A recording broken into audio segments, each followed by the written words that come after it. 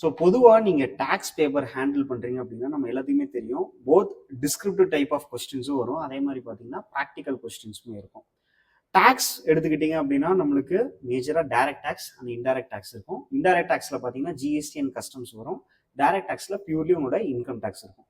So எந்த பேப்பராக இருந்தாலுமே வந்து நீங்கள் ஒரு நல்ல ஸ்கோர் அச்சீவ் பண்ணணும் அப்படின்னா அட்லீஸ்ட் வந்து நெக்ஸ்ட் 2 months, அதாவது எக்ஸாமுக்கு முன்னாடி இருக்கக்கூடிய 2 monthsக்கு வந்து பார்த்தீங்கன்னா ரிவிஷன் பண்ணிட்டீங்க அப்படின்னா இன்னும் உங்களுக்கு அந்த கான்செப்ட் வைஸ் நீங்கள் ஸ்ட்ராங் ஆகலாம்.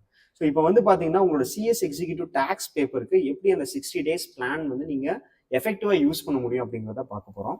ஸோ நம்ம இதில் முன்னாடியே செக் பண்ண மாதிரி தான் பார்ட் ஏ உங்களுக்கு வந்து direct tax purely income tax act 1961 coverage ஆகும். அதே மாதிரி பார்ட் பி பார்த்தீங்கன்னா உங்களோட இன்டைரக்ட் டேக்ஸஸ், அதாவது கூட்ஸ் அண்ட் சர்வீஸ் டேக்ஸும் கஸ்டம்ஸோட பேசிக்ஸுமே வந்து உங்களோட பார்ட் பியில் இருக்கும். சரி, இப்போ நான் அது டே வைஸ் பிளான் பண்றது அப்படின்னா direct tax being the highest volume of concepts, அதுக்கு நீங்க வந்து 30 days வரைக்கும் பிளான் பண்ணிக்கலாம். அதே மாதிரி இன்டைரக்ட் டேக்ஸஸ்க்கு வந்து ஒரு பேலன்ஸ் இருக்கக்கூடிய டேஸ் வந்து நீங்க பிளான் பண்ணிக்கோங்க. ஸோ இப்போ நான் டைரக்ட் டேக்ஸ் எடுத்துக்கிறேன் அப்படின்னா இதுல வந்து நீங்க 18 days எடுத்துக்கலாம். கான்செப்ட் பில்டிங்க்கு மட்டும் நீங்க டோட்டலா வந்து 30 daysல, டைரக்ட் டேக்ஸ்க்கு வந்து நீங்க 18 days எடுத்துக்கோங்க. ஸோ இந்த கான்செப்ட் பில்டிங் அப்படின்னா என்ன சொல்ல வரேன் அப்படின்னா இதுல வந்து இன்டெப்த் லேர்னிங் இருக்கும், அதாவது இன்டெப்த் ரிவிஷன். நீங்க கிளாஸஸ்ல வந்து என்னென்ன கான்செப்ட்ஸ்ல எடுத்திருக்காங்களோ அதை உங்களோட ஹேண்ட் ரிட்டன் நோட்ஸோட நீங்க கம்பேர் பண்ணிட்டு ஃபுல் கான்செப்ட்ஸையும் நீங்க ரிவைஸ் பண்ணி எங்கெங்க சம்ஸ் தேவைப்படுதோ அதில் ஒர்க் அவுட் பண்றது தான் வந்து இந்த கான்செப்ட் பில்டிங் அப்படின்னு சொல்லுவோம். இதுல வந்து சாப்டர் வைஸ் நீங்க வந்து டேஸ் அதுக்கு ஸ்பெண்ட் பண்றீங்க அப்படின்னா உங்களுக்கு இன்டெப்தான ஒரு ஸ்ட்ராங் ஃபவுண்டேஷன் அந்த சாப்டருக்கு வந்துடும். ஸோ இதுல பாத்தீங்கன்னா டே 1க்கு நீங்க பேசிக் கான்செப்ட்ஸ் எடுத்துக்கலாம். பேசிக் கான்செப்ட்ஸ்ல வந்து உங்களோட ரெசிடென்ஷியல் ஸ்டேட்டஸ், ஸ்லாப் ரேட், அப்புறம் வந்து ஒரு சில கோர் கான்செப்ட்ஸ்லாம் வந்து அந்த ஃபர்ஸ்ட் சாப்டர்ல கவர் ஆகும். சாப்டர் நம்பர் 2ல பாத்தீங்கன்னா என்னென்ன ஹெட்ஸ் ஆஃப் இன்கம் இருக்கு, அதோட சார்ஜிங் செக்ஷன்ஸ் என்ன அப்படிங்கிறதுல நீங்க ரிவைஸ் பண்ணிக்கலாம். சேலரிக்கு பாத்தீங்கன்னா நீங்க நெக்ஸ்ட் 2 days வந்து ஸ்பெண்ட் பண்ணணும். ஏன்னா salary one of the important aspect cover ஆகும். One of the first head of income. நிறைய கான்செப்ட்ஸ் வரும். இன்னொன்று உங்களுக்கு எக்ஸாம் பாயிண்ட் ஆஃப் வியூல இருந்து பாத்தீங்க அப்படின்னா கண்டிப்பா ஒரு சம் வந்து சேலரியில இருந்து வர்றதுக்கான சான்சஸ் இருக்கு. ஸோ டே 3 and 4 நீங்க சேலரியில வந்து பெர்குசைட்ஸ், ஹெச்ஆர்ஏ, அதர் எக்ஸம்ஷன்ஸ் இது எல்லாமே வந்து இன்டெப்தா பார்த்துட்டு ஒவ்வொரு இதுக்கும் என்ன டெஃபினிஷன்ஸ் இருக்கு, என்ன எக்ஸம்ஷன் லிமிட்ஸ் இருக்கு அப்படிங்கிறதெல்லாம் வந்து நீங்க டீடைல்டா ரிவிஷன் பண்ணிக்கிற மாதிரி இருக்கும். நெக்ஸ்ட் 2 days, அதாவது உங்களோட 5th day and 6th day பாத்தீங்கன்னா ஹவுஸ் ப்ராப்பர்ட்டிக்கு ஸ்பெண்ட் பண்ணுங்க. அதுல வந்து என்னன்னா நம்மளுக்கு வேரியஸ் செக்ஷன் 22ல இருந்து 27 வரைக்கும் கவர் ஆகும். ஸோ ஜிஏவினா என்ன, என்ஏவினா என்ன, டிடக்ஷன் செக்ஷன் 24ல என்னென்ன வரும், அது மட்டும் இல்லாமல் வேரியஸ் சினாரியோஸ் நம்ம பார்த்துருப்போம். அந்த சினாரியோஸ்ல எல்லாம் எப்படி கம்ப்யூட் பண்ணுவீங்க அப்படிங்கிறதெல்லாம் அந்த 2 daysல பார்த்துருங்க. பிளஸ் சம்ஸுமே ஒர்க் அவுட் பண்ணிருங்க. அடுத்து மோஸ்ட் இம்பார்ட்டன்ட் என்னது, பிஜிபிபி. பிஜிபிபிக்கு பார்த்தீங்கன்னா கான்செப்ட் வந்து ஃபர்ஸ்ட் 2 ஹெட்டோட இந்த ஹெட்ல வந்து கான்செப்ட்ஸ் அதிகம். ஸோ அதனால வந்து 3 days இதுக்கு அலோகேட் பண்ணியிருக்கேன். டே நம்பர் 7, 8 and 9. ஸோ அதில் வந்து இம்பார்ட்டன்டான செக்ஷன்ஸ் செக்ஷன் 28ல இருந்து ஸ்டார்ட் ஆகி 44 வரைக்குமே டிப்ரிசியேஷன் தான். 44 வரைக்குமே பார்த்தீங்கன்னா உங்களுக்கு பிஜிபிபி தான். ஸோ அதில் வந்து முக்கியமான concepts like depreciation, section 40, 43B, section 30லேருந்து 37 இருக்கக்கூடிய அலோவபிள் டிடக்ஷன்ஸ், இது எல்லாமே நீங்கள் வந்து ரிவிஷன் பண்ணிடுங்க. அடுத்து பார்த்தீங்கன்னா கேபிட்டல் கெயின். கேபிட்டல் கெயினும் உங்களுக்கு பிஜிபிபி மாதிரியே one of the biggest chapter. So இதுக்குமே வந்து நீங்கள் 3 days எடுத்துக்கலாம். டே நம்பர் 10, 11 and 12 இதில் இருக்கக்கூடிய இண்டெக்ஸேஷன் கான்செப்ட்ஸ், எக்ஸம்ஷன்ஸ், எப்படி நம்ம கம்ப்யூட் பண்றோம் கேபிட்டல் கெயின் அப்படிங்கிறதுல வந்து சம் பேஸ் பண்ணி நீங்க ரிவிஷன் பண்ணிக்கோங்க. அடுத்து வந்து பாத்தீங்கன்னா இன்கம் ஃப்ரம் அதர் சோர்சஸ், அதாவது 5th head of income. So இதுவும் கம்பேரிட்டிவ்லி பாத்தீங்கன்னா உங்களுக்கு பிஜிபிபி அண்ட் கேபிட்டல் கெயின் மாதிரி பெருசா இருக்காது. ஸோ அதனால பாத்தீங்கன்னா இதுக்கு 2 days வந்து அலோகேட் பண்ணிக்கோங்க. இதுமே வந்து மேண்டேட்டரியா ஒரு சம் வர்றதுக்கான வாய்ப்புகள் இருக்கு. ஸோ இதுல வந்து different types of other sources income எப்படி டாக்ஸேஷன் ஆகுது, அதுக்கான டிடக்ஷன்ஸ் என்னென்ன இருக்கு அப்படிங்கிறதுமே வந்து நீங்க லேர்ன் பண்ற மாதிரி இருக்கும். So clubbing and set off 1 day போதும். ஸோ அதில் வந்து எப்படி லாஸ் அட்ஜஸ்ட்மெண்ட்ஸ் இருக்கு, அதுக்கான ரெலவென்ட் சம்ஸ் ஏதாச்சும் இருந்துச்சுன்னா அதை ஒர்க் அவுட் பண்ணுங்க. டிடக்ஷன்ஸ் கண்டிப்பாக ஒரு நாள் வேணும். அதே மாதிரி பார்த்தீங்கன்னா TDS and advance tax. So TDS வந்து உங்களுக்கு என் நம்பர் ஆஃப் செக்ஷன்ஸ் இருக்கு. ஸோ முடிஞ்சா உங்களால 1 dayல கவர் பண்ண முடியுமான்னு பாருங்க, இல்லைன்னா வந்து நீங்க 2 days கூட எடுத்துக்கோங்க. So TDS and advance tax கான்செப்ட்ஸ்ல முக்கியமான டிடிஎஸ் செக்ஷன்ஸ், அதுக்கான TDS rate, limit, section numbers, advance tax அப்படின்னா என்னென்ன குவார்டருக்கு எந்தெந்த செக்ஷன் கீழே நீங்க பே பண்ற மாதிரி இருக்கும், இன்ட்ரெஸ்ட் கால்குலேஷன், இது எல்லாமே வந்து நீங்க அதுல ரிவைஸ் பண்ற மாதிரி இருக்கும்.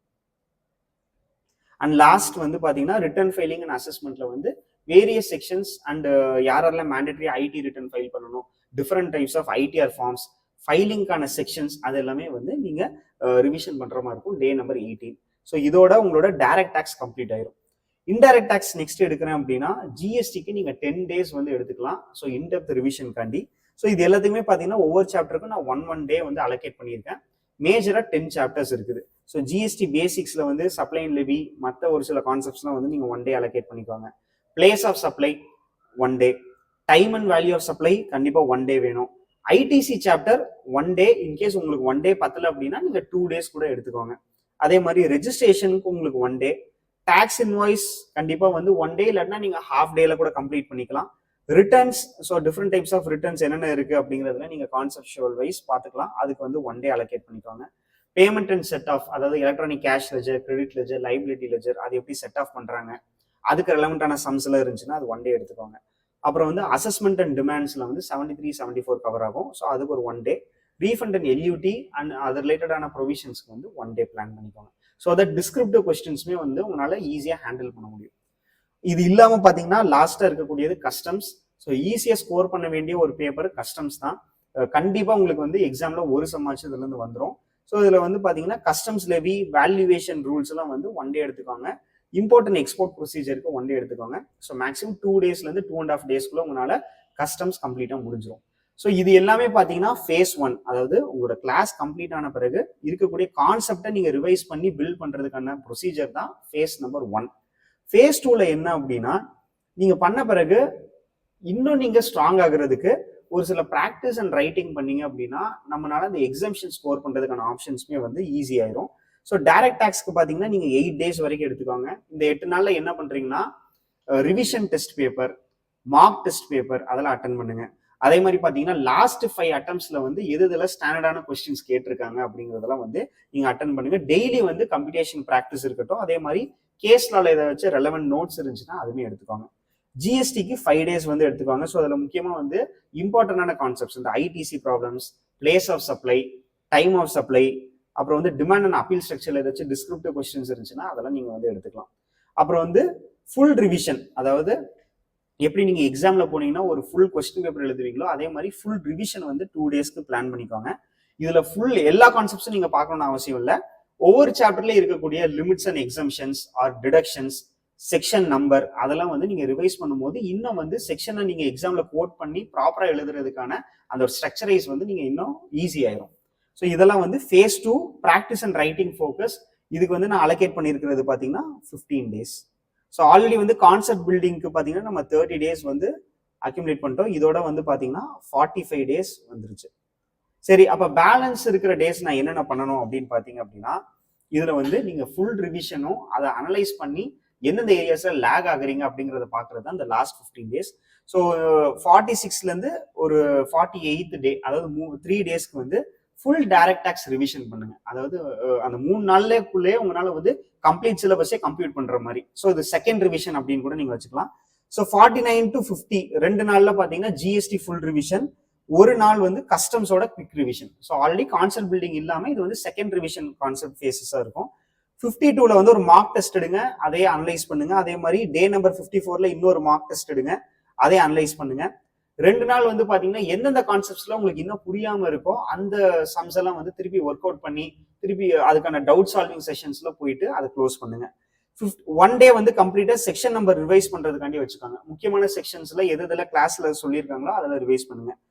டே 59ல பாத்தீங்கன்னா full and full formulas and charts வந்து சம்மரைஸ் பண்ணியிருக்கோம். ஸோ அதை வந்து நீங்க கம்ப்ளீட்டா ரிவைஸ் பண்ணுங்க. டே நம்பர் 60ல வந்து பாத்தீங்கன்னா ரொம்ப ஹெவியா போகாதீங்க. எந்தெந்த கான்செப்ட்ஸ்ல வந்து ஜஸ்ட் ஓவர்வியூ மாதிரி பார்க்கணுமோ ஜஸ்ட் நீங்க வந்து பேஜ் ஸ்கிரிப்ட் பண்ணி அதுல இருக்கக்கூடிய லைட் ரிவிஷன் மாதிரி நீங்க பார்த்துக்கோங்க. சரி, அப்ப டெய்லி வந்து எப்படி நான் லேர்ன் பண்ணணும் அப்படின்னா மினிமம் 3 hours வந்து கான்செப்டுவலா லேர்ன் பண்ணிக்கோங்க. எல்லா நாளுமே வந்து கண்டிப்பா சம்ஸ் வந்து நீங்க சால்வ் பண்ணணும். அதாவது நான் கான்செப்ட் மட்டும் ஃபுல்லா பார்த்துட்டு அப்புறம் ஒரே இதை உட்காந்து சம்ஸ் ப்ராப்ளம்ஸ் வந்து சார்ட் அவுட் பண்றேன் அப்படின்னா அது கரெக்டான ப்ரொசீஜரா இருக்காது. நீங்க எந்த அளவுக்கு கான்செப்ட் பாக்குறீங்களா அதுல வந்து 50% நீங்க சம்ஸை வந்து ஒர்க் அவுட் பண்றதுக்கு பாத்துக்கோங்க. So 3 hours concept study R அதுல வந்து 1.5 hours வந்து அடிஷனலா ப்ராப்ளம் சால்விங்க்கு எடுத்துக்கோங்க. 30 minutes வந்து செக்ஷன் ரிவிஷனுக்கும். சண்டே வந்து நீங்க அந்த வீக்ல என்னென்ன கான்செப்ட்ஸ் படிச்சிருக்கீங்களோ அதுக்கு ஒரு டெஸ்ட் மாதிரி அட்டன் பண்ணிக்கோங்க. அதே மாதிரி வந்து ஹை வெயிட்டேஜ் இருக்கக்கூடிய கான்செப்ட்ஸ்க்கு வந்து ப்ரையாரிட்டி கொடுங்க. உதாரணத்துக்கு டைரக்ட் டாக்ஸ் எடுத்துக்கிட்டீங்க அப்படின்னா கேபிட்டல் கெயின், பிஜிபிபி அந்த 5 heads ஆஃப் இன்கம் மட்டும் இல்லாம டிடக்ஷன்ஸ் அண்ட் டிடிஎஸ் இதெல்லாம் வந்து அடிக்கடி கேட்கக்கூடிய ஏரியாஸ். ஸோ இதை வந்து ஹை ப்ரையாரிட்டி கொடுத்து திருப்பி திருப்பி ரிவிஷன் பண்ணிக்கோங்க. அதே மாதிரி ஜிஎஸ்டி எடுத்துக்கிட்டீங்க அப்படின்னா ITC, time and place of supply, so இதெல்லாம் வந்து ஹை ரெலவன்ஸ் இருக்கக்கூடியது. கஸ்டம்ஸ்லேயும் வந்து பார்த்தீங்கன்னா அந்த வேல்யூவேஷனும் கம்ப்யூட்டேஷன் இருக்கக்கூடிய அந்த சம்ஸை வந்து அடிக்கடி வந்து நீங்கள் ரிவிஷன் பண்ணிக்கோங்க. ஸோ இதெல்லாம் ப்ராப்பராக பண்ணும்போது உங்களோட 60 days அந்த ரிவிஷன் டெஸ்ட் பிளானுங்கிறது உங்களுக்கு கம்ப்ளீட் ஆயிரும். எந்த கான்செப்ட்ஸும் லெஃப்ட் அவுட்டாக இருக்காது.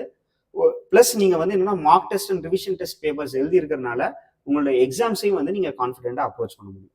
So all the best for your exams.